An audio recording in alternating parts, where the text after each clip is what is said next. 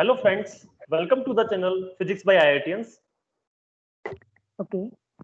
In last video, I discussed about the some basic properties of Dirac delta function.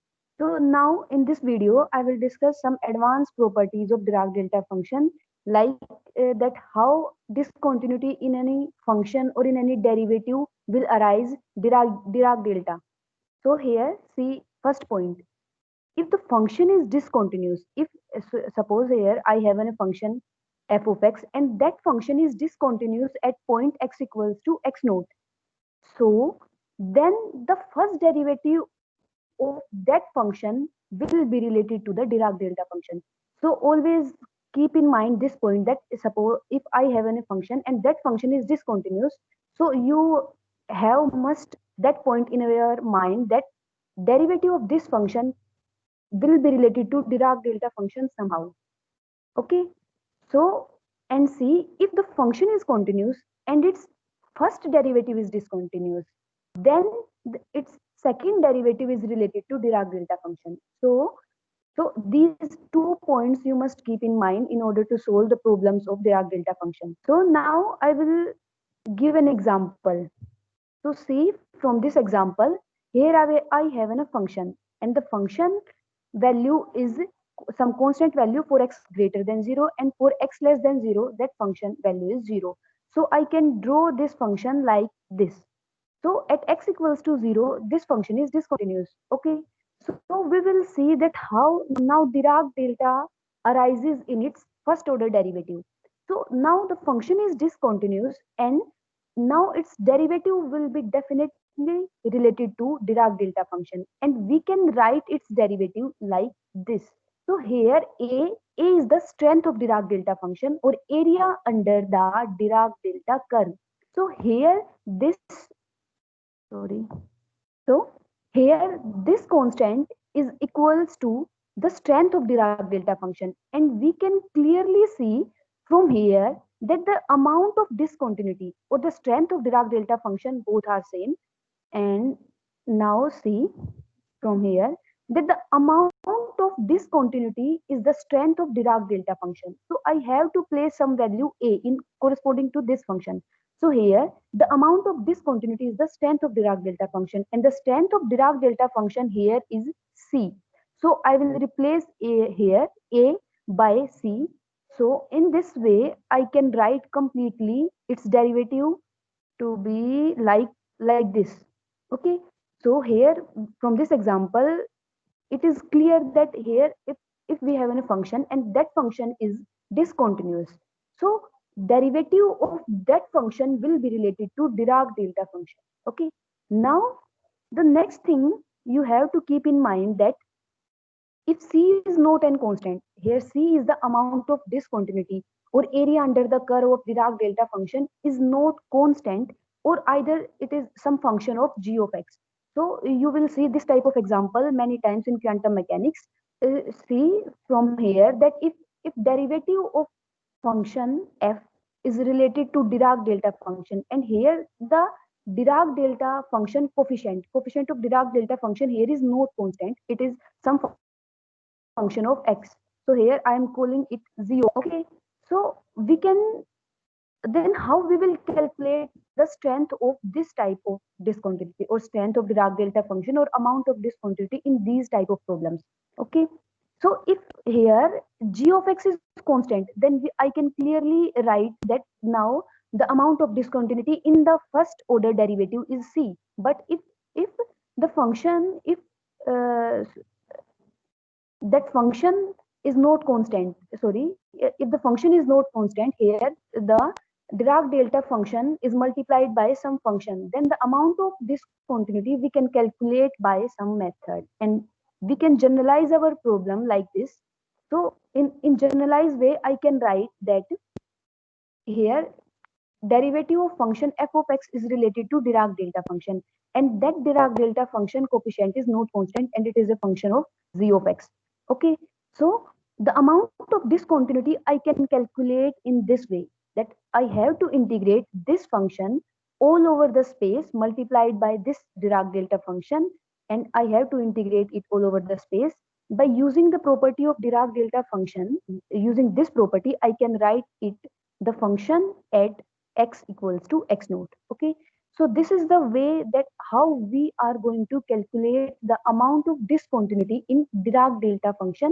And if the coefficient of Dirac delta function is some function of x, and note if coefficient is constant, then it is directly the amount of discontinuity. But if it is some function of x, then we have to calculate the amount of discontinuity in this way. Okay, I will give some example related to this.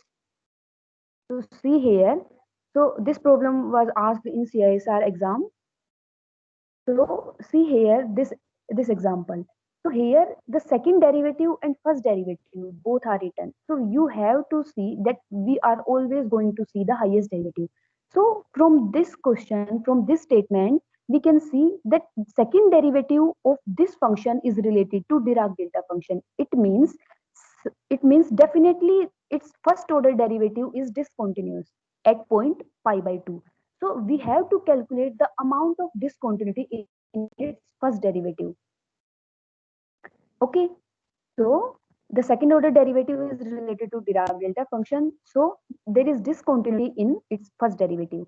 Okay, so in this type of problems, always keep in mind that you have to make the coefficient of second derivative 1. So in order to make the coefficient of second derivative 1, I have to divide the whole equation by sine of x, and I will get this equation.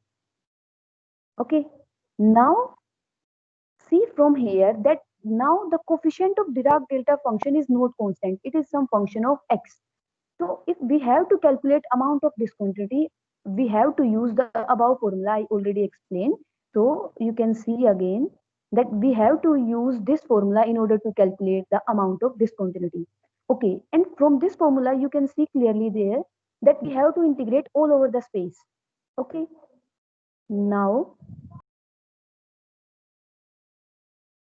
see here, here the function is sine of x, and for sine of x, of, as we all know that we have to integrate these trigonometric functions sine or cos from 0 to 2 pi. So this is the limit of this integration, and here x equals to pi by 2 lies in limits 0 to 2 pi.